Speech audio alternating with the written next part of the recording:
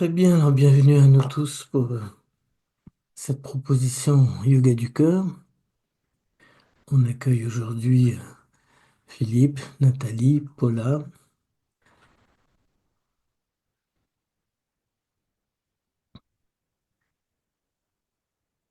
Donc le yoga du cœur est une exploration de la conscience. C'est un peu ce que j'ai conclu, que la vie m'avait poussé à explorer le chakra du cœur, que j'ai jamais cherché, hein. Ça s'est imposé de soi-même. Moi, j'étais plutôt tourné vers le chakra du front. La connaissance me semblait être capitale, majeure. Et donc c'est la vie qui a mis l'accent et qui m'a fait découvrir le délice d'une sensation d'amour universel dans le chakra du cœur quand j'étais encore tout jeune. Et quand ce délice est parti, au bout de 30 jours, je me suis dit, il faut que je retrouve ça, c'est ça que je veux, c'est cette sensation. Du coup, je suis tombé sur l'expression chakra du cœur dans les rares livres de yoga à l'époque qui en parlaient. Et puis, l'exploration a débuté avec beaucoup de tâtonnements. Et la première étape de l'exploration, ça a été de réaliser qu'en général, on mélange deux chakras. Peut-être qu'il y a quelques exceptions dans le monde ou en Inde, on mélange le chakra du ventre avec le chakra du cœur. Et donc, on mélange l'amour avec les émotions, comme Anne rappelait hier. Il suffit d'expliquer que l'amour est différent des émotions, mais personne ne prend ça comme hypothèse. Souvent, on dit qu'il y a des émotions supérieures, des émotions nobles, que l'amour est une émotion noble. Oui, c'est pas grave. De toute façon, les définitions n'ont pas plus de vérité. Après, la question, une définition, quelle qu'elle soit, celle de l'âme, celle de l'ego, celle du subconscient, l'intérêt des définitions, c'est ensuite à quoi elles nous servent, en quoi elles nous permettent ces définitions de reprendre la main. Reprendre la main sur quoi? Sur notre vie.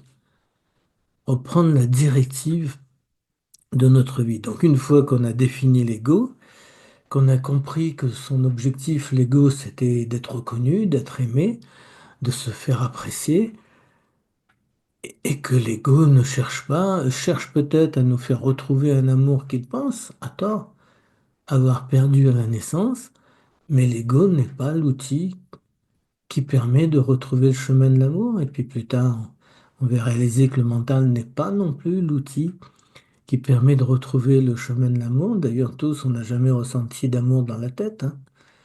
C'est dans le cœur que l'amour se place.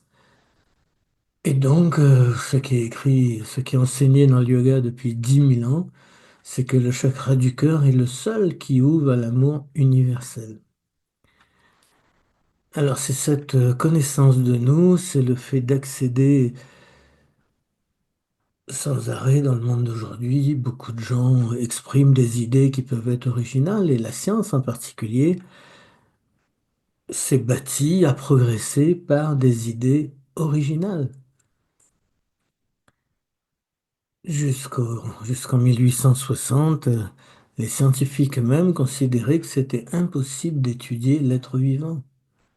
Impossible. Parce qu'ils disaient qu'il y avait un principe vital chez l'être vivant qui échappe et qu'on ne peut pas l'étudier comme on étudiait la physique, la chimie, les cailloux, etc. Donc la simple plante végétale, en tant qu'être vivant, échappait à l'approche scientifique et c'était communément partagé. Et puis il y a eu ce médecin dans son laboratoire à Lyon qui s'appelait Claude Bernard. Comme à l'époque, il y avait pas de vidéosurveillance, hein, du gouvernement, chaque chercheur était libre de chercher sur ce qu'il voulait.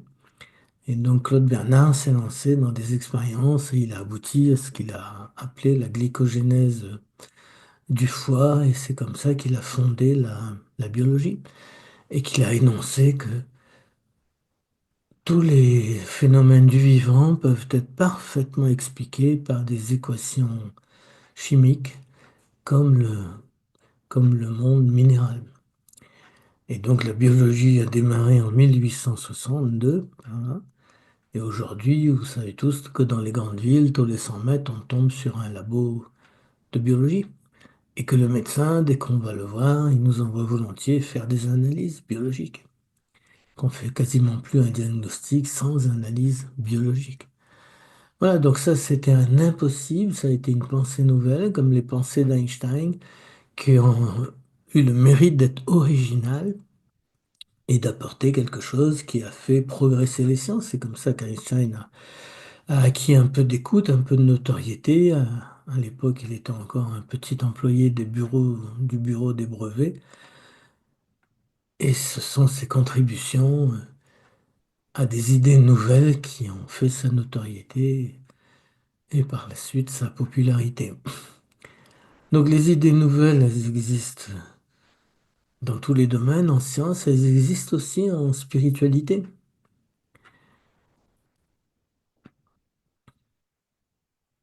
Alors, ben, pour ma part, je me suis beaucoup nourri au début de l'enseignement de Sri Aurobindo, qui décrivait la psychologie du yoga. Autant, j'étais pas intéressé par la psychologie occidentale, mais la psychologie du yoga, ça m'avait bien parlé, et puis j'ai vu que ça fonctionnait à l'intérieur de moi, ça fonctionnait aussi, j'observais chez ma mère, chez mon père, etc., enfin chez les autres. Et puis, une fois que j'ai constaté que ça avait l'air de fonctionner, ben, j'ai continué dans cette piste-là.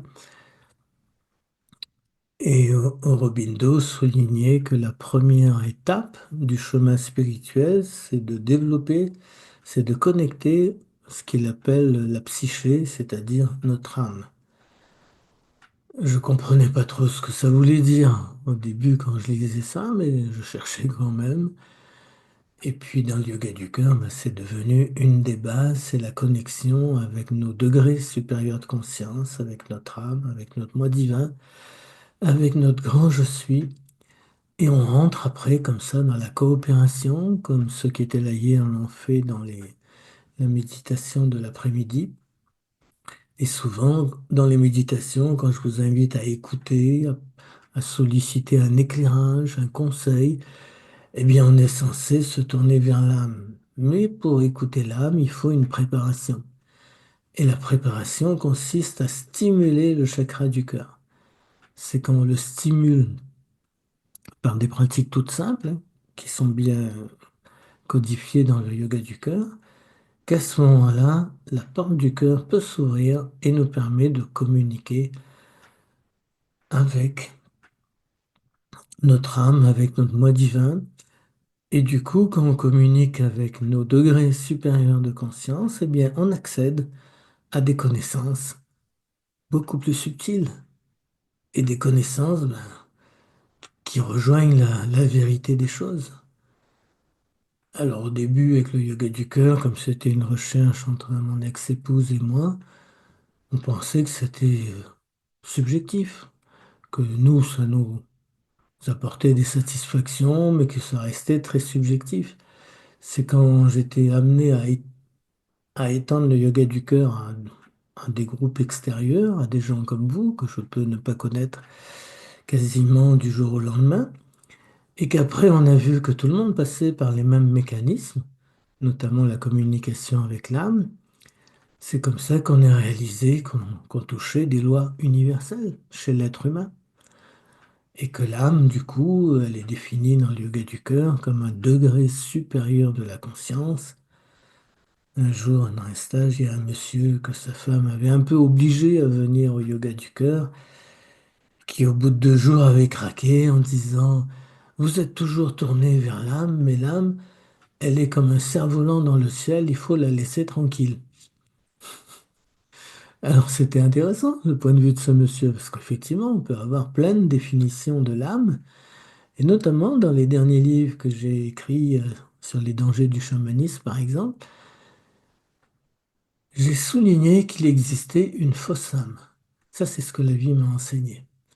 Qu'après notre décès, il y a une fausse âme qui se fait passer pour l'âme et qui n'est pas l'âme.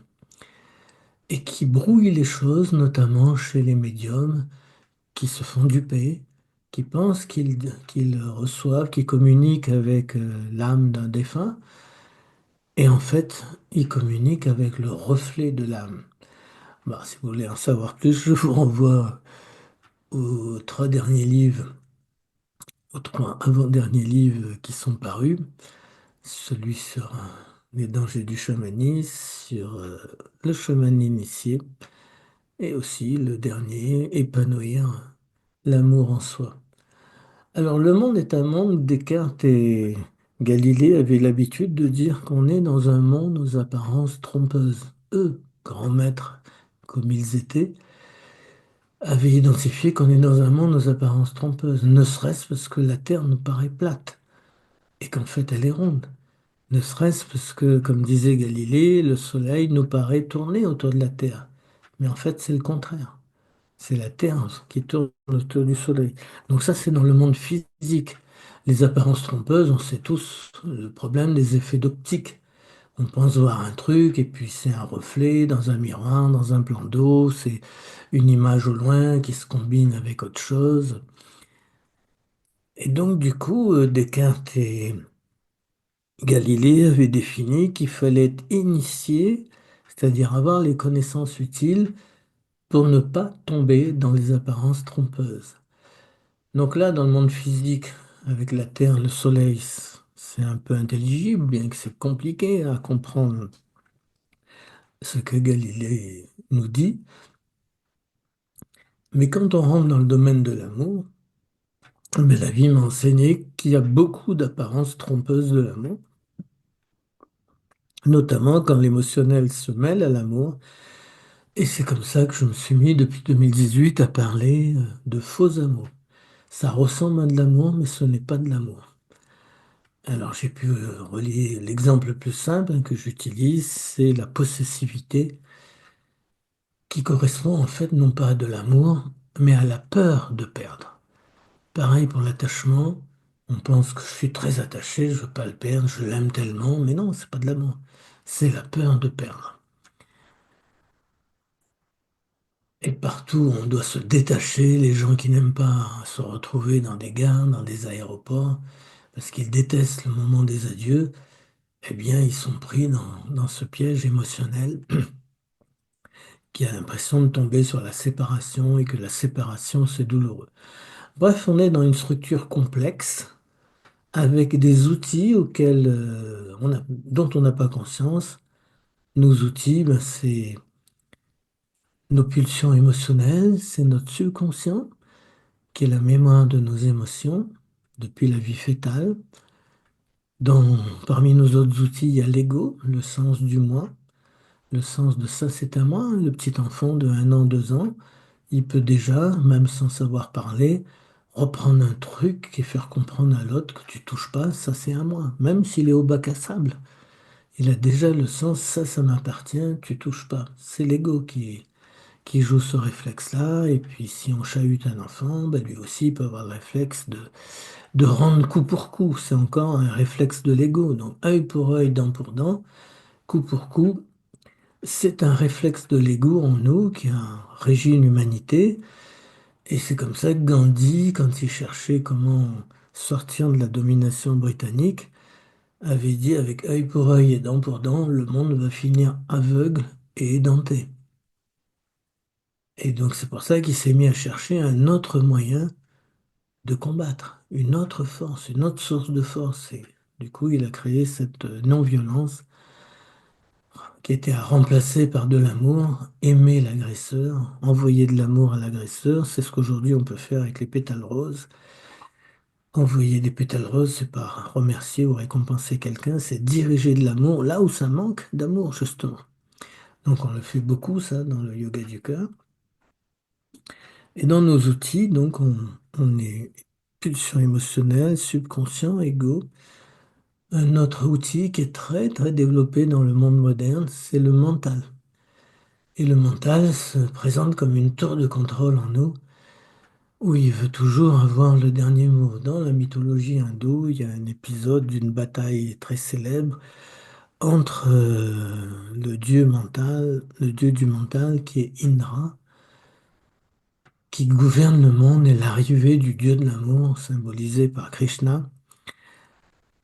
Et le dieu mental se considère supérieur et il se passe une longue bataille qui impacte tous les villages, toute la population autour, avant qu'un jour Indra finisse par reconnaître que l'amour est supérieur à lui et qu'il plie le genou devant l'amour en lui disant je me mettrai à ton service. Et pour nous, c'est exactement cette histoire-là qu'on doit revivre dans notre cheminement.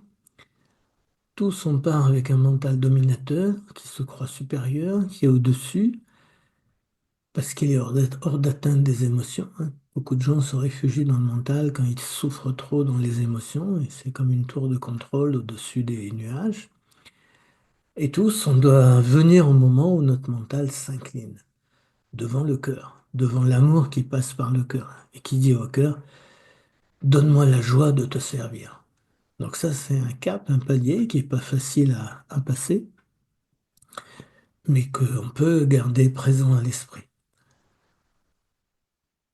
Alors, on a reparlé de la blessure originelle à la naissance, ou la naissance physique qui aboutit à expulser le corps du fœtus, du bébé qui naît, et jusqu'à couper le cordon ombilical, donc le fœtus n'est plus dans le corps chaud et nourricier de la mère, et il se trouve, il accède à son autonomie, et notre émotionnel, devant cette symbolique de la naissance, il considère que l'amour, symbolisé par le corps de la mère, que l'amour nous a rejetés, que l'amour nous a éloignés, s'est coupé, s'est séparé de nous, et que du coup, l'amour nous a abandonnés. Donc notre émotionnel, qui est une intelligence basse, c'est un peu comme quand la science compare l'intelligence de la limace et l'intelligence du dauphin.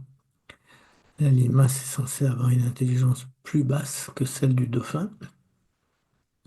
Donc l'émotionnel est une intelligence basse, l'ego aussi, et ils ont retenu que l'amour pouvait nous trahir, que l'amour n'était pas fiable, si bien qu'à l'intérieur de nous, on a ces deux parties opposées. On a une petite partie correspondant à notre âme qui essaye de nous ouvrir à l'amour, et on a une grande partie au départ de la vie qui concerne l'émotionnel, le subconscient, le mental, l'ego, qui, elle, s'oppose à notre chemin vers l'amour. L'émotionnel, quand il s'oppose à l'amour, c'est parce qu'il veut nous protéger. Il a constaté que l'amour, les blessures de l'amour engendrent beaucoup de souffrance. Donc du coup, l'émotionnel, lui, veut nous protéger. Saskia parlait hier soir d'une douleur qui est apparue en fin de journée. Et c'est typique, justement, notre émotionnel, il met des cadenas, il met des verrous autour du cœur en particulier, si bien que quand on s'approche de l'amour, comme on le fait dans le yoga du cœur, ces douleurs se réveillent. Ou bien on peut se mettre à transpirer, à se sentir mal à l'aise. Ce sont en fait des verrous émotionnels et c'est pas du tout la porte du cœur qui se ferme. Jamais la porte du cœur ne cherche à se fermer. C'est l'émotionnel qui ferme, qui verrouille l'accès au cœur. Et il m'a fallu beaucoup d'années dans mon tâtonnement de jeunesse pour réaliser que pour défaire les verrous émotionnels, il fallait justement aller puiser dans l'énergie du cœur. Donc c'est ce qu'on fait avec ce fameux talisman. Nathalie, on avait parlé du talisman quand tu avais fait ta journée. Si c'est oui, tu peux lever le doigt. Ok, donc tu connais le principe. Eh bien, tout de suite, pour se mettre dans cette énergie du cœur, on va activer notre talisman avec ces deux mantras. C'est le talisman de l'amour, un cadeau que l'amour a fait à chaque être humain, mais qui est enfoui, oublié, empoussiéré, et dont on n'a plus conscience. Mais la conscience est notre outil principal. Et en dirigeant notre conscience vers les mantras du talisman, au-dessus, il y a amour qu'on prononce, au-dessous, il y a je suis amour. Eh bien, c'est en prononçant ces mantras du talisman que, comme si on passe le chiffon dessus, on va dépoussiérer ce talisman et on va lui permettre de se réactiver. Donc, on le fait deux, trois fois. Amour, je suis amour. Inspiration profonde, remplit la poitrine, conscient du talisman qu'on invite à s'activer. Encore une fois, amour. Je suis amour et peut-être qu'on commence à ressentir des vibrations douces, agréables, timides peut-être, mais elles apparaissent quand même. Et c'est comme ça qu'on voit que le cœur nous permet de changer notre état intérieur.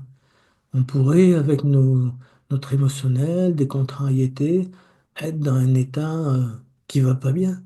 Eh bien, il suffit d'activer le talisman et on va retrouver un état agréable. Donc, c'est une des premières propriétés du chakra du cœur. Il nous permet de sortir des états émotionnels désagréables. Respiration profonde, on se réjouit, on remercie l'amour pour ce cadeau du talisman qu'il a placé en nous. Et peut-être que l'amour a placé encore d'autres cadeaux qu'il nous enseignera par la suite.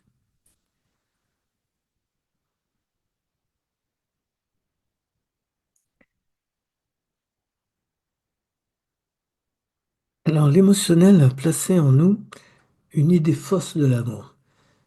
Quand on regarde les chansons de chaque pays dans le monde, bah, les chansons de tous les pays du monde en général, ils ne parlent pas d'informatique, de mécanique, de médecine. Les chansons du monde parlent d'amour. Et si on observe dans les chansons qui existent dans chaque pays, quel est le pourcentage de chansons qui chantent la joie de l'amour et le pourcentage des chansons qui décrivent les souffrances de l'amour? En général, à cette question, tout le monde répond qu'il y a plus de chansons qui décrivent les souffrances. Ça semble bien être vrai, bah, ça accompagne notre parcours humain. Et la connaissance qui jaillit dans le cœur nous dit que c'est une idée fausse, c'est une apparence trompeuse, comme disait Galilée, et qu'en fait, jamais l'amour n'engendre de souffrance. L'outil qui a le pouvoir de la souffrance en nous, c'est l'outil émotionnel. Et donc, à chaque fois qu'on est pris dans des souffrances qui, en plus, se localisent autour de votre chakra du cœur, d'où les expressions j'ai le cœur brisé, l'expression j'ai eu un coup de poignard dans le cœur, ce sont que du théâtre émotionnel. Jamais notre cœur se brise, jamais il prend un coup de poignard. C'est le cinéma, c'est la domination émotionnelle. Depuis la naissance, la vie nous a mis dans la domination des émotions et de l'ego. C'est le jeu de la vie. La vie le fait avec une certaine intelligence. Elle nous met dans cette idée fausse de l'amour et nous fait croire que l'amour peut être brutal, qu'il peut faire souffrir. Et quand on vit une rupture douloureuse liée à l'amour, ça peut être une rupture amoureuse ou affective, eh bien, à ce moment-là, on n'est pas prêt à repartir dans des sentiments d'amour. On dit non, non, là, on me laisse respirer, j'ai déjà donné, j'ai pris ma dose de souffrance, je ne suis pas prêt à remettre la main dans l'engrenage. Alors plus on va réaliser que jamais l'amour ne me fait souffrir, ben mieux on va rentrer dans les bras de l'amour. Et c'est pour ça que la première chose que l'amour nous enseigne, c'est le mot douceur. L'amour essaye de nous rappeler que son essence, sa nature, c'est de la douceur. Une douceur agréable, bien sûr, une douceur nourrissante. Et donc, c'est comme ça que dans le yoga du cœur, on a pris cette habitude d'accueillir trois faisceaux roses qui nous arrivent de face vers le chakra du cœur. Le premier arrive au centre, il rentre, on inspire et on accueille ce premier rayon avec je m'ouvre à la douceur de l'amour. On prononce ces paroles silencieuses en faisant descendre nos lèvres vers le chakra du cœur. Je m'ouvre à la douceur de l'amour. Respiration profonde avec ce premier faisceau. Et ensuite, légèrement en oblique sur le côté gauche, on accueille un deuxième faisceau rose qui est dans la même énergie de douceur et qui vient rejoindre le premier rayon. Et à nouveau, on respire sur je m'ouvre à la douceur de l'amour. Et on ressent plus fortement la conjonction de ces deux faisceaux de douceur. Et ensuite, légèrement en oblique côté droit, on accueille un troisième faisceau rose qui vient rejoindre les deux précédents dans le chakra du cœur, à quelques centimètres à l'intérieur de la poitrine. Et à nouveau, je m'ouvre à la douceur de l'amour. Alors, c'est de cette façon très simple qu'on stimule le chakra du cœur et que ça va permettre d'ouvrir la porte du cœur et d'accéder de plus en plus facilement à la communication avec notre âme. Donc, plus on va développer le chakra du cœur, plus il va nous permettre d'accéder à ces facultés. Et notamment, j'en parlais avec Bénédicte avant qu'on commence, le chakra du cœur, quand il s'éveille, il devient un détecteur spontané de la présence de l'ego en nous. Et donc c'est comme ça qu'il peut facilement démasquer de l'ego qui est caché en nous. Alors l'ego prétentieux, dominateur, qui veut avoir raison, ça on le connaît tous, on le voit bien. Mais il y a un type d'ego qui nous échappe, qui est invisible. C'est l'ego spirituel, c'est-à-dire l'ego des bonnes intentions, l'ego qui se veut généreux, l'ego qui se veut gentil. Pourquoi l'ego se veut gentil? Pour être aimé, tout simplement. Plus il a une image de gentillesse, plus on l'aime et plus l'ego est content parce qu'il cherche à retrouver l'amour qu'il pense, à tort, avoir perdu à la naissance. Alors, trois rayons de douceur de l'amour, et ce sont les faisceaux de lumière sans les voir, hein. On n'est pas obligé de les voir, vous pourriez faire tout ça les yeux ouverts pendant que je vous parle. Et pourtant, il suffit d'avoir conscience, comme j'ai expliqué hier à Viviane, avoir conscience qu'on accueille trois faisceaux roses au chakra du cœur, même si je ne les vois pas. Et du coup, notre chakra du cœur va ressentir l'énergie. Donc, dans le yoga du cœur, le ressenti est supérieur à l'image. Je répète, le ressenti est supérieur à l'image. Avoir de très belles images, ça n'a pas beaucoup d'intérêt. C'est le ressenti qui les accompagne qui a beaucoup plus d'intérêt. C'est ce que la vie m'a appris. D'autant qu'au début, je me méfiais beaucoup de mon mental. J'avais peur qu'il crée facilement des images, alors que le ressenti, quand il est agréable, c'est un délice et je ne peux pas le fabriquer. Donc les rayons de lumière rose sont l'énergie spécifique du chakra du cœur. Quand vous avez chez vous un appareil électrique, ou même un simple smartphone, c'est un truc où il faut mettre l'énergie correspondante, il faut recharger le smartphone, il faut mettre des piles dans l'appareil que vous avez. Donc il faut lui amener son énergie adéquate.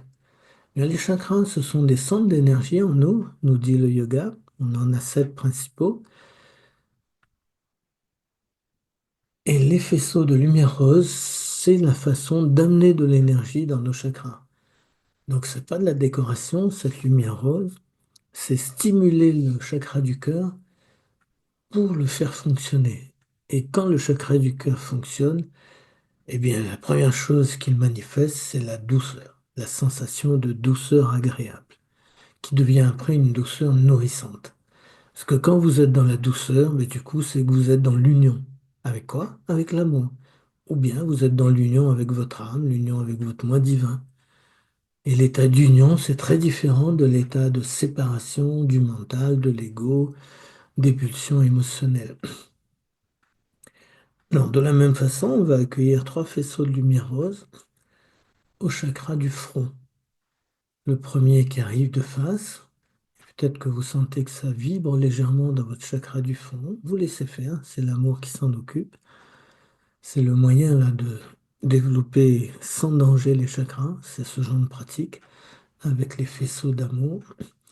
Deuxième en oblique, un peu sur le côté gauche, qui rentre aussi au chakra du front. Avec douceur de l'amour toujours. Et le troisième, légèrement en oblique côté droit. Et notre chakra du front peut être stimulé. Vous pouvez sentir une légère pression, des petites vibrations. Tout est bien. L'amour s'en occupe. C'est lui qui réactive nos chakras, qui sait, avec son intelligence, comment s'y prendre. Et nous, on peut dire, j'invite la douceur de l'amour à diriger ma volonté psychique, là, en particulier, volonté de l'esprit. J'invite la douceur de l'amour à diriger ma volonté et je vais aussi inviter la douceur de l'amour à diriger mes pensées. J'invite la douceur de l'amour à diriger mes pensées. On sait tous combien nos pensées partent dans tous les sens. Bah, plus on va nourrir notre chakra du front avec des faisceaux de lumière rose, par exemple, ça pourrait être d'autres couleurs yoga du cœur, mais c'est bien de commencer avec le rose. Plus on va ainsi amener notre mental à avoir des pensées gouvernées par la douceur de l'amour. Ça peut changer beaucoup de choses. Et ça va nous éviter de laisser le mental partir dans tous les sens, ce qu'il fait en général. Dans quel sens il part, le mental? Dans les sens dictés, on ne le voit pas, mais c'est dicté par notre chakra ventral, par nos humeurs émotionnelles. Vous voyez un film, il y a une image qui vous révolte, et vos pensées partent sur la révolte, et non pas sur la douceur.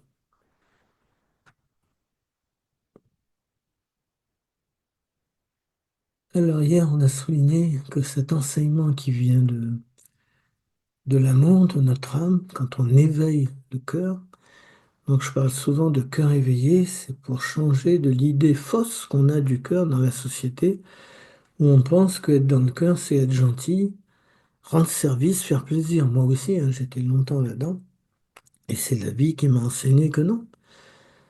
L'amour consiste pas à être gentil. Et si on prend des grands exemples historiques, comme au XXe siècle, il y en avait plein, de personnes qui étaient dans du cœur, ben, le Mahatma Gandhi, Martin Luther King, Mère Teresa, Sœur Emmanuelle, eh bien, ce sont des gens qui respirent pas spécialement la gentillesse. Gandhi n'était pas gentil, il disait aux Anglais, vous devez partir. Martin Luther King n'était pas gentil, il disait qu'il faut changer cette loi, la loi de la ségrégation. Mère Teresa n'était pas gentille non plus, elle était ferme. Eh bien, du coup, le cœur, Nelson Mandela, c'est pareil. Quand il va, avant la prison, il était dans la violence, il refusait la non-violence, et après ses 27 ans de prison, il a trouvé son moi divin, son âme, son intérieur, il a trouvé l'amour, et il ressort avec ce visage qu'on lui connaît tous, qui respire l'amour, mais qui en même temps respire une force, une autorité morale. Et donc, du coup, le cœur, le vrai cœur, c'est la force. C'est la force d'être aligné avec l'amour. La force, la joie de servir l'amour. Alors la gentillesse, la compassion, comme font les bouddhistes, ça a été une étape. C'était un moment où le monde était rude, était rugueux, était inamical. Donc du coup, développer la gentillesse, la compassion, c'était une première marche, une première étape pour adoucir les relations entre êtres humains. Mais du coup, nous, si on en s'en tient à être dans le cœur, c'est être gentil, et pareil, les gens disent être dans l'amour, c'est être gentil. Et il y a beaucoup de fables, de contes moraux qui soulignent l'impasse. Par exemple, dans les contes de La Fontaine, il y a le loup et l'agneau. L'agneau est gentil, donc il finit par dire au loup qui dit j'ai faim. Il finit par dire au loup si vous pouvez manger juste une pâte et me laisser les trois autres pour entrer à la bergerie, ça serait sympa. Et la fable conclut que la raison du plus fort est toujours la meilleure. Donc ce sont encore les idées fausses qu'on a dans la société sur le cœur.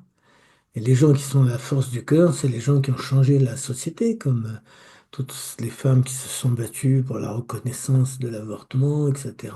La force d'une Simone Veil pour porter cette loi. Toutes les personnes qui ont fait changer les choses dans la société civile, sans être aussi célèbres que Gandhi ou Mère Teresa, eh ben, ils ont puisé ça dans la force de leur cœur. Des avocats qui ont défendu des causes humanitaires avec succès, ils ont puisé tout ça dans la force du cœur. Les gens qui ont résisté dans les dictatures, comme l'Argentine, comme au Chili de Pinochet, ben, tous ceux qui ont résisté de leur mieux aux tortures ou qui en sont morts, ils ont puisé dans la force de leur cœur. Donc la vraie définition du cœur, c'est une force d'alignement avec l'amour. Et dans cette force d'alignement, on en retient une jouissance, un délice à l'intérieur de nous. Une sensation d'universel, c'est tous les beaux moments de notre vie, tous les très beaux moments de notre vie, c'est qu'on était complètement dans l'énergie de notre chakra du cœur. Du coup, ça nous permet de savoir que tous les très beaux moments de notre vie ne sont pas tant dans le passé comme un album souvenir, mais tous ces très beaux moments sont toujours dans notre chakra du cœur et peuvent à tout instant rejaillir. Alors c'est ce qu'on fait dans certaines méditations. On se laisse repenser à des très beaux moments de notre vie, même si depuis tout a changé, tout est fini, mais on va reconnecter l'énergie de ces très beaux moments. Et cette énergie, elle est présente dans notre chakra du cœur, et c'est des énergies qui nous venaient non pas des gens, des situations, mais qui nous venaient de l'amour. À chaque fois que notre chakra du cœur s'ouvre, il nous met en contact avec la beauté de l'amour. Une très belle musique vous met les larmes aux yeux, c'est pas la musique, c'est l'amour qui a utilisé la musique pour nous toucher jusqu'aux larmes aux yeux. Donc ça, c'est la vérité, la connaissance plus subtile. Sinon, on reste dans les apparences. On reste dans une maman qui accueille son bébé, son premier bébé. Bah, c'est merveilleux, tout son amour est là, etc. Mais 20 ans plus tard, il se peut que la relation ait changé et que la fille ait claqué la porte. Et pour autant, il y a eu à la naissance cet immense amour fusionnel, comme on dit. Alors l'amour fusionnel, mais il renvoie au faux amour, à l'affectif, qui se nourrit de lui-même. Et si l'amour n'est pas alimenté par l'amour authentique, eh bien il finit par tourner en impasse. Donc beaucoup de gens qui sont dans un amour fusionnel vivent plus ou moins des satisfactions, mais quand les gens sont dans une relation fusionnelle affective, quand ils sont ensemble, ils sont sans arrêt rivés à combien de temps il nous reste. Ah, on va devoir bientôt se quitter. Combien de temps il nous reste? Donc on n'est pas dans le délice de l'amour. Puis une fois qu'il se quitte, c'est à nouveau tout de suite la souffrance. Ah, tu vas me manquer. Ah, je vais souffrir loin de toi. Ah, je pense déjà à toi. Puis de nos jours, avec les SMS qui existent, ils n'arrêtent pas de s'envoyer des SMS tout au long de la journée. C'est un amour que traversent tous les adolescents, hein. Ils expérimentent ce côté-là de l'amour. Alors que l'amour qui nous laisse dans un état de délice, ça, c'est l'amour vrai. Et il s'efface pas parce que les personnes se séparent physiquement. Il reste au contraire présent. Donc, quand je rappelais hier que quand on dit je t'aime, ça signifie l'amour me parle à travers toi. Donc l'amour t'utilise pour me faire ressentir ce qu'il est, lui, l'amour, à travers toi. Donc ça ne vous empêche pas de dire je t'aime, de remercier la personne à travers à qui vous dites je t'aime et à travers laquelle l'amour vous parle, mais c'est bien d'avoir la connaissance complète, que c'est l'amour qui me parle à travers ce que j'aime. Et du coup, votre relation, elle se déplace entre l'amour et vous, directement. Alors, on connaît tous dans les relations amoureuses combien on peut avoir une relation amoureuse à un certain âge, où tout est basé là-dessus, et puis 6 mois plus tard ou 2 ans plus tard, il y a eu la séparation. Et on est passé de je t'aime à je t'aime plus. C'est dire que soit l'amour est versatile, soit c'est que l'amour nous parle de différentes façons à travers différentes personnes. Bénédicte me demande quand une belle musique nous fait pleurer, comment savoir si c'est l'amour ou l'émotion. Alors si tu pleures avec des sanglots, c'est l'émotionnel. Si tes larmes coulent doucement et que tu pries par de la beauté, c'est de l'amour. Mais souvent les deux sont mélangés. Tant qu'on n'a pas épuré l'émotionnel en nous, eh bien on a un peu des deux. Mais des larmes silencieuses, où on est dans un délice de l'amour, ça c'est du pur amour, c'est un cadeau de l'amour et on peut être en gratitude, on peut remercier l'amour pour la beauté qu'il nous offre à travers cette musique ou parfois un paysage blanc sous la neige ou un paysage fleuri de printemps ou la beauté du ciel, le matin le ciel passe par des teintes roses. Ben, si cette beauté nous séduit, c'est l'amour. Voilà, et puis plus ton chakra du cœur est développé, ben, plus il t'indique et plus tu vas penser à la beauté de l'amour à chaque fois que tu seras ému. Très bien, donc hier on a rappelé cet enseignement qu'avant d'entrer dans la vie sur Terre, pour venir dans un monde où l'amour nous indique que ce monde nous mènera à des buts extraordinaires, merveilleux, Donc on s'est précipité en tant qu'âme à cette proposition de l'amour. Et puis il y a un truc qui nous est, par lequel on passe. L'amour nous fait passer par les lois de l'oubli. On oublie notre origine divine, notre part d'amour-lumière.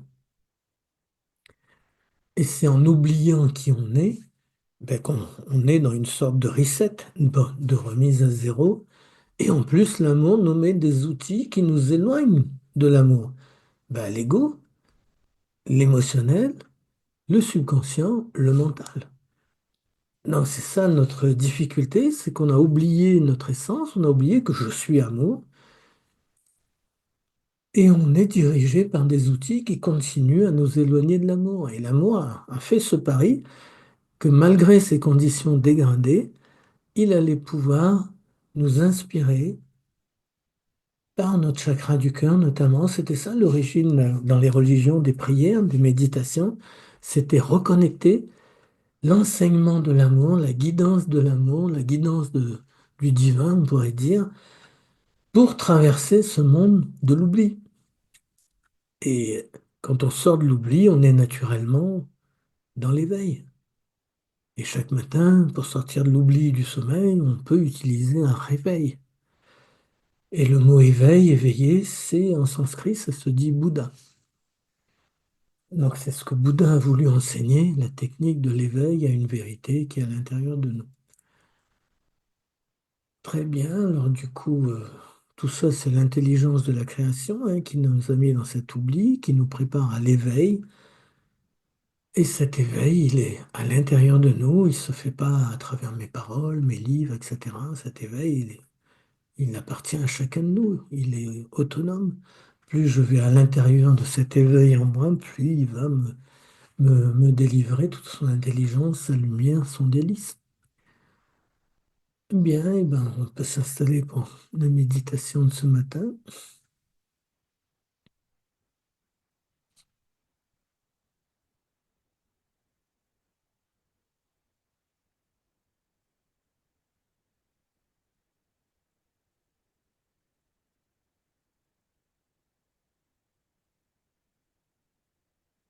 Alors, comme si ça avait accompagné notre échange de ce matin,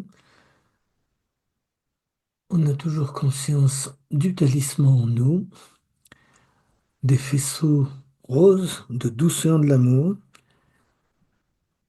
et je m'ouvre à la douceur de l'amour, je retrouve la douceur de l'amour.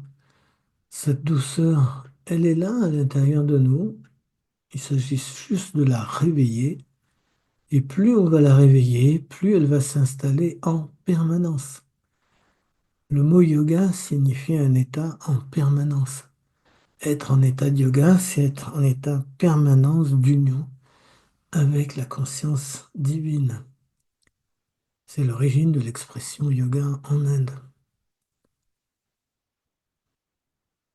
Et là, dans la pièce où on se trouve, on a conscience de lumière blanche, de faisceaux de lumière blanche, où l'amour nous rappelle que c'est lui qui gouverne le monde, et l'amour glisse un pétale sous notre corps, comme s'il nous rappelle que c'est lui qui porte nos vies, même si on n'en a pas conscience, et que l'amour se réjouit justement de nous placer dans une relation consciente avec lui, venir à une relation consciente avec l'amour. La lumière blanche, donc, est aussi une fleur de lumière rose bien épanouie comme une belle pivoine d'un rose très doux.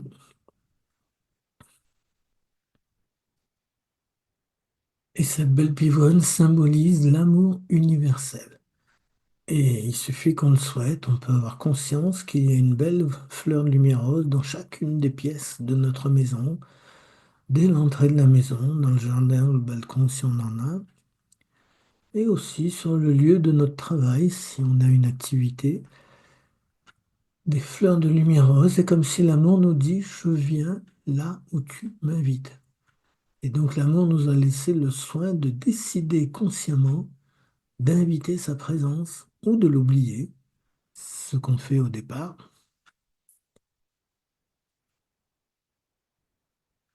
Et cette fleur de lumière rose nous offre à nouveau un faisceau de lumière rose qui vient jusqu'à notre chakra du cœur pour déverser son énergie d'amour-douceur comme de la ouate très douce. Et le faisceau de lumière nous rappelle qu'on est unis à l'amour. Même quand on n'en a pas conscience, on est toujours unis à l'amour. C'est ce que nous enseigne le cœur éveillé.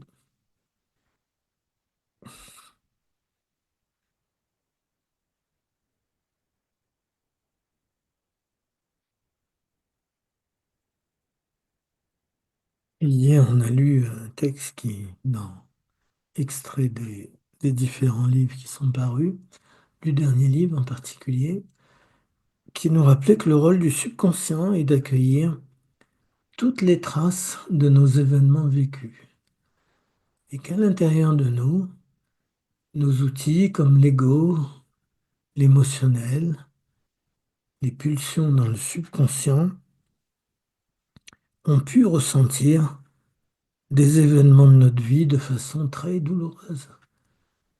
Que toutes les contrariétés depuis petit enfant qu'on a pu avoir ont laissé une trace et que ça s'est accumulé dans les sous-sols du subconscient. Que si, quand on était dans le ventre de notre père, notre mère, si nos parents ont eu des idées de rechercher l'avortement, ça a laissé une trace dans notre mémoire fœtale. Ça a laissé la trace que je dérange, on ne m'aime pas. Et tout ça est enraciné dans notre subconscient, ça a forgé notre caractère. Le caractère est pur produit de l'émotionnel. Et pendant longtemps, la vie nous a laissés dans les expériences émotionnelles.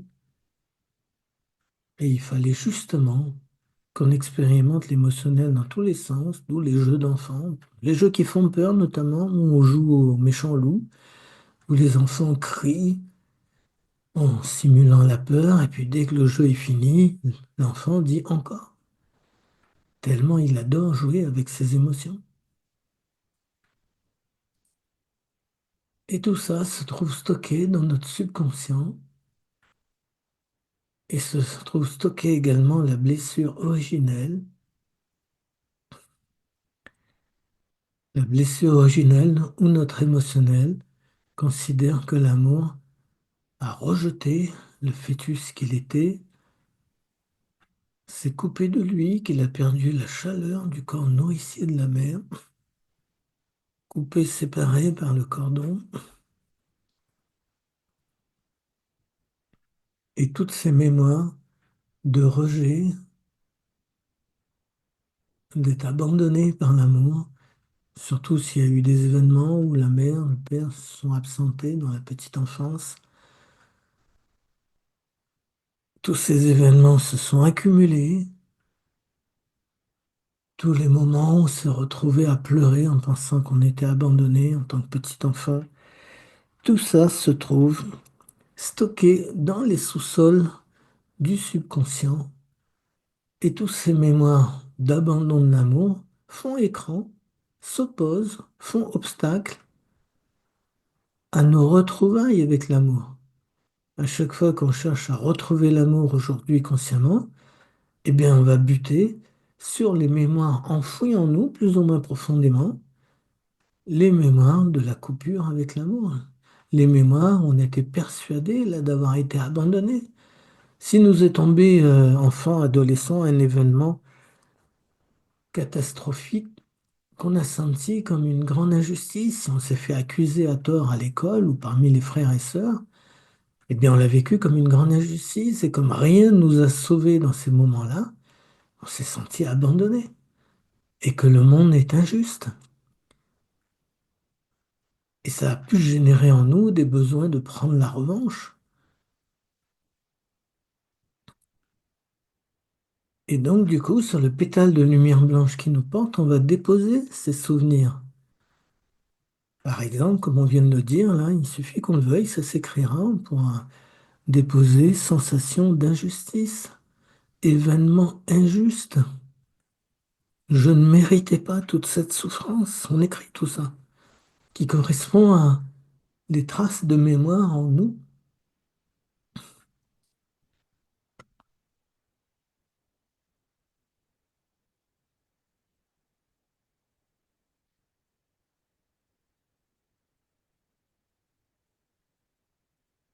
On peut déposer également culpabilité, peur de n'avoir pas bien fait, réflexe de cacher mes fautes, pourvu qu'on ne me voit pas, peur des punitions, peur des sanctions, peur des punitions de Dieu. On a pu être élevé dans la peur des punitions divines, selon notre famille, notre éducation.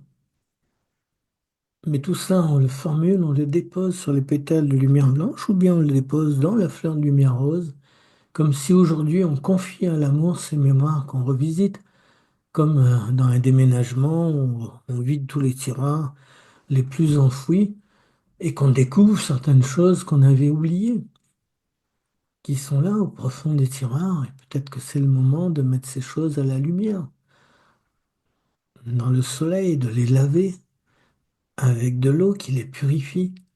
Ici, donc, on les confie aux pétales de lumière blanche qui nous portent ou à la fleur de lumière rose. Tout ce que je viens d'énoncer, donc souffrance de la culpabilité, poids des culpabilités. On pourra mettre aussi illusion des culpabilités, colère rentrée, colère qu'on n'a pas pu exprimer quand on était enfant, qu'on a dû refouler à l'intérieur de nous, et colère contre les autres, colère contre les parents. Peut-être qu'il y a eu abus d'autorité, colère contre la vie, et donc contre Dieu, contre notre mauvaise étoile, toutes ces colères rentrées, refoulées,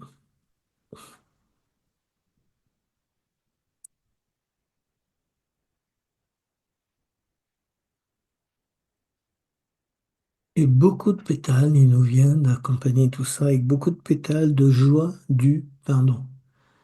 Joie d'agir par don d'amour à tous ces événements qui ont manqué d'amour.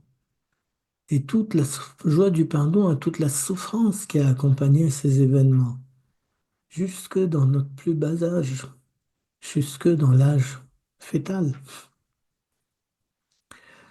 Une naissance compliquée a laissé aussi ses traces de mémoire, le refus de naître à la vie, le poids des mémoires familiales qui a dit au fœtus qu'on était que la vie c'est l'enfer, faut pas aller à la vie.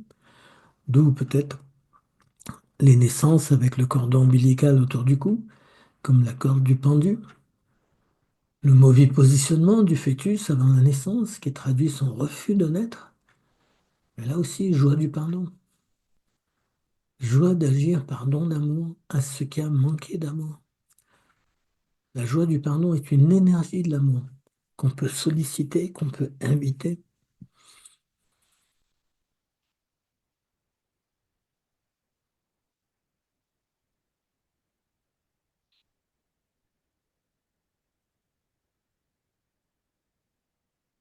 Et on peut aussi déposer les reproches où on s'en veut. On s'en veut de ce qu'on a fait, peut-être des bêtises, peut-être des comportements hypocrites qu'on a eus.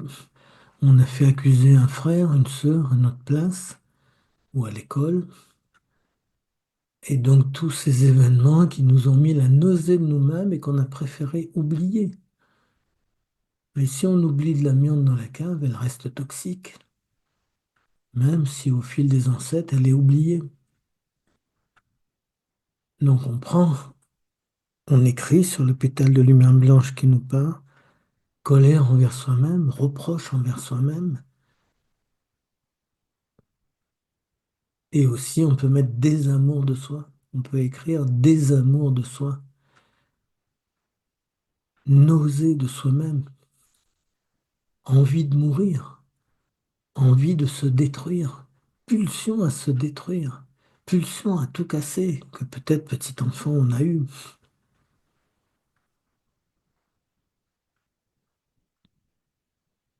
Et cette joie quand on est dans l'eau de pouvoir fracasser la surface de l'eau, jouer dans l'eau avec nos mains, nos pieds, autant qu'on veut, sans crainte. C'est un moment de défoulement précieux.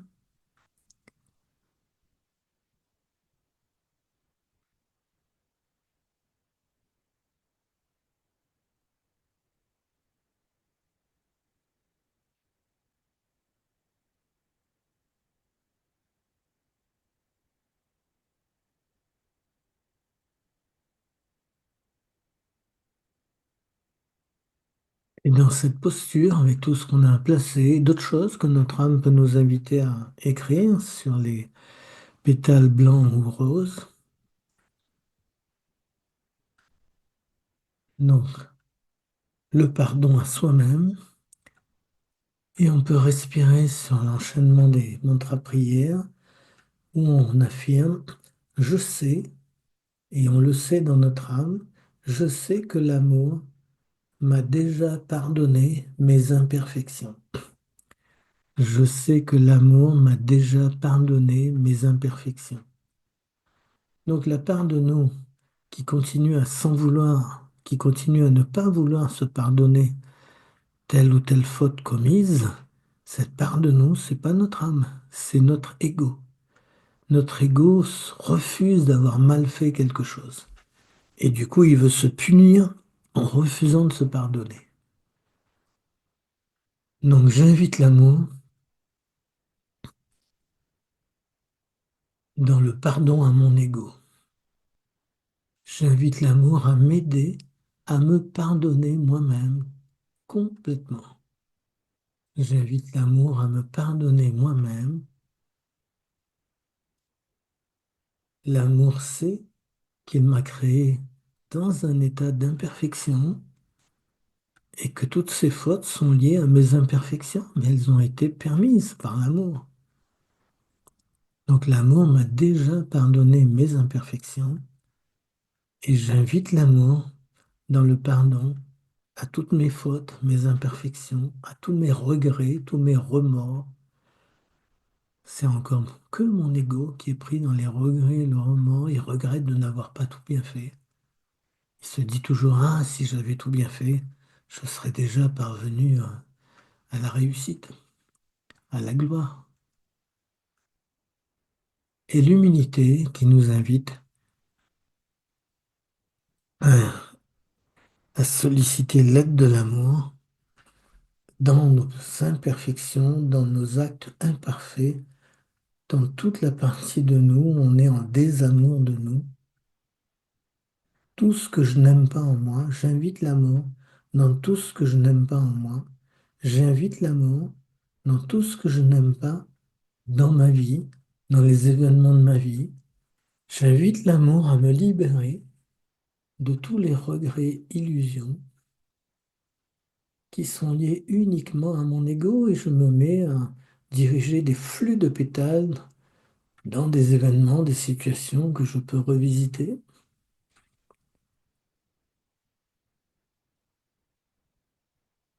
Et ces pétales m'amènent à des danses joyeuses qu'on faisait quand on était enfant, danses joyeuses avec d'autres personnes peut-être qui étaient liées aux événements qu'on revisite.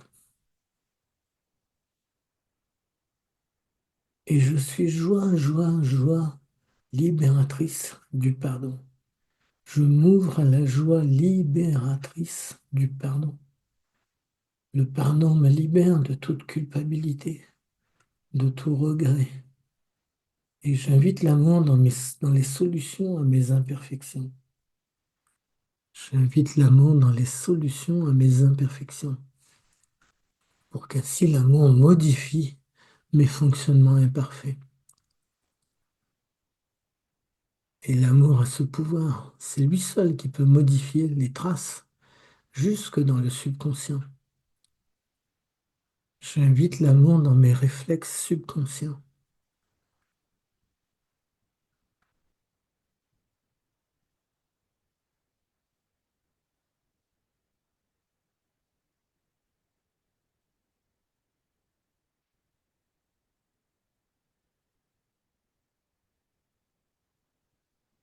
Et je suis dans la joie de ces pétales que je que j'offre à toutes les situations. Ces pétales sont l'énergie, joie du pardon, c'est-à-dire joie d'agir par don d'amour envers tout ce qui a manqué d'amour. Pardon à l'ignorance dans laquelle j'étais.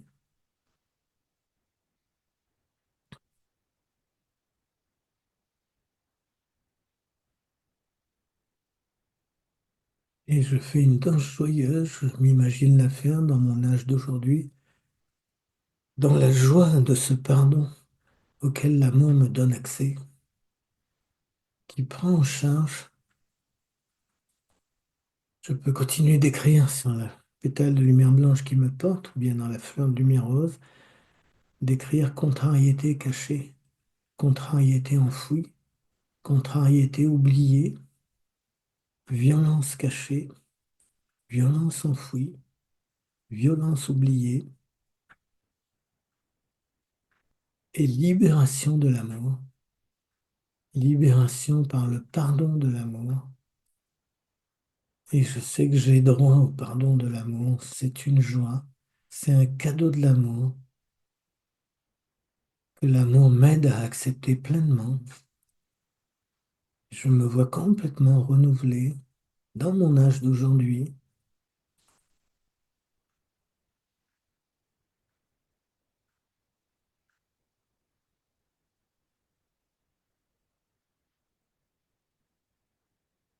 On peut croiser les mains sur le cœur.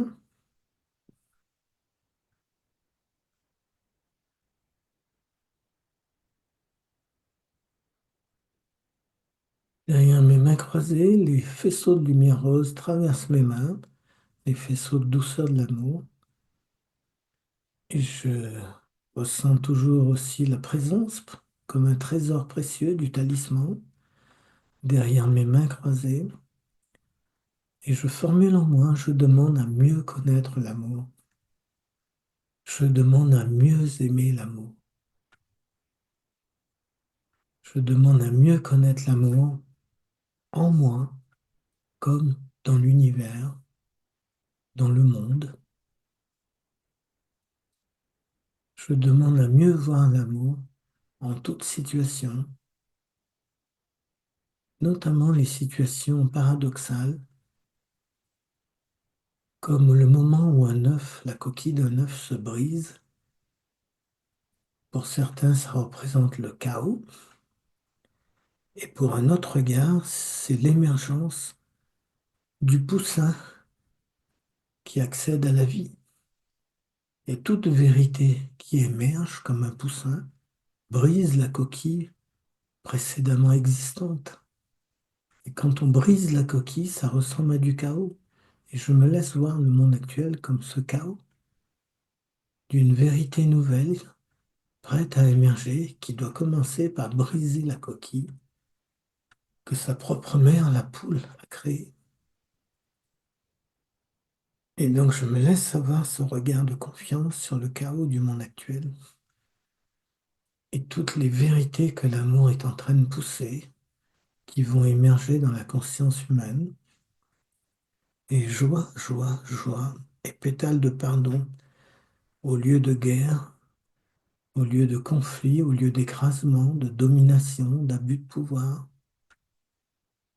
aux violences terroristes, aux violences féministes, aux violences contre les femmes, aux violences contre les enfants, pétales de pardon, énergie de pardon, face à tous ces égrégores de violence.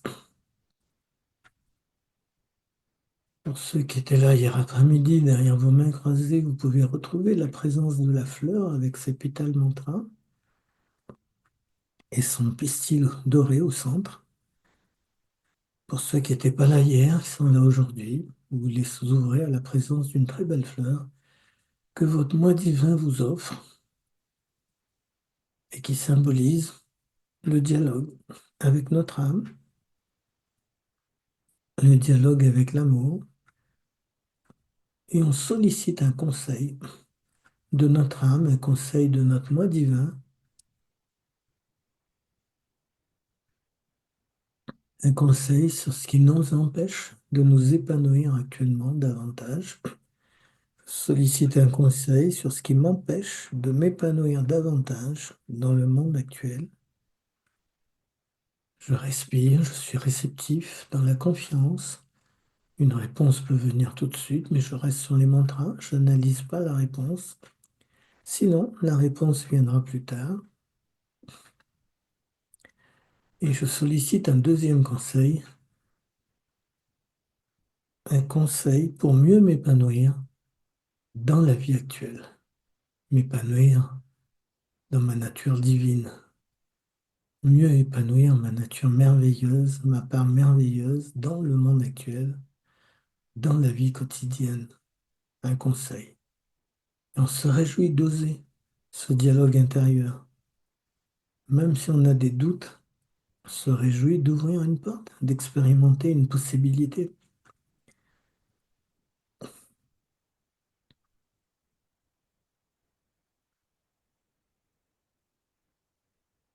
Et on savoure l'état d'énergie dans notre chakra du cœur, l'énergie douce, plus profonde, plénitude, puisqu'elle nous remplit peut-être.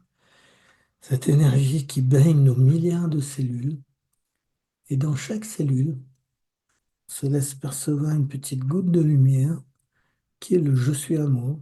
Le je suis amour qui gouverne chaque cellule, qui gouverne nos organes, nos centaines d'organes, qui gouverne notre réseau vasculaire, notre réseau nerveux.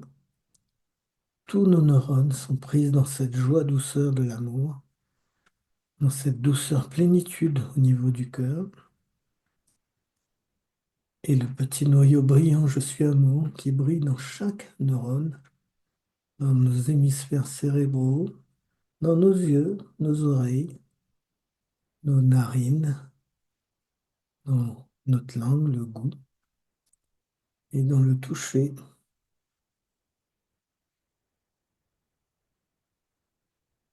Et on se laisse ressentir cette joie de nos cellules qui se mettent à chanter Je suis amour, à leur façon ou en chœur. Et cette énergie joyeuse qui parcourt nos cellules les vitalise, leur amène de la jeunesse éternelle, qui est notre héritage, même si on est pris dans les mécanismes de la vieillesse. On peut avoir conscience que la jeunesse éternelle est un don de l'amour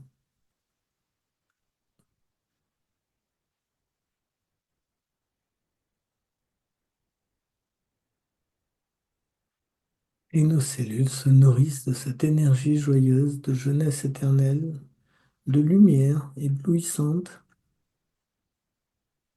lumière dans nos organes, joie d'exister, joie de l'union avec l'amour.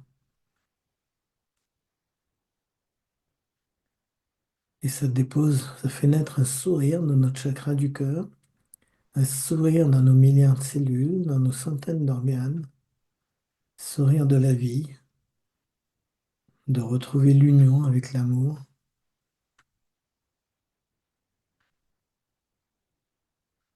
sourire qui se diffuse jusqu'à nos visages, jusqu'à nos lèvres.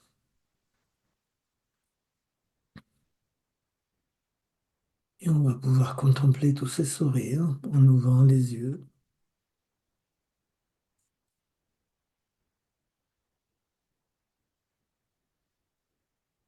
Et on garde ce sourire comme si c'est un sourire envers la vie, envers la connaissance qui nous est venue, envers la présence de notre âme, de l'amour.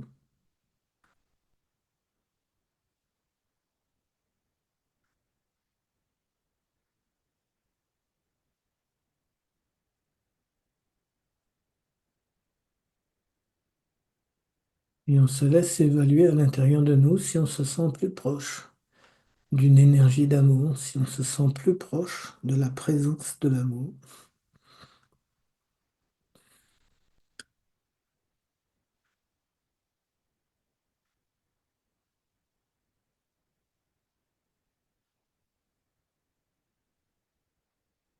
Il y en a qui se sentent plus proches de l'amour, plus proches de la présence de l'amour, vous pouvez, si vous voulez, lever la main.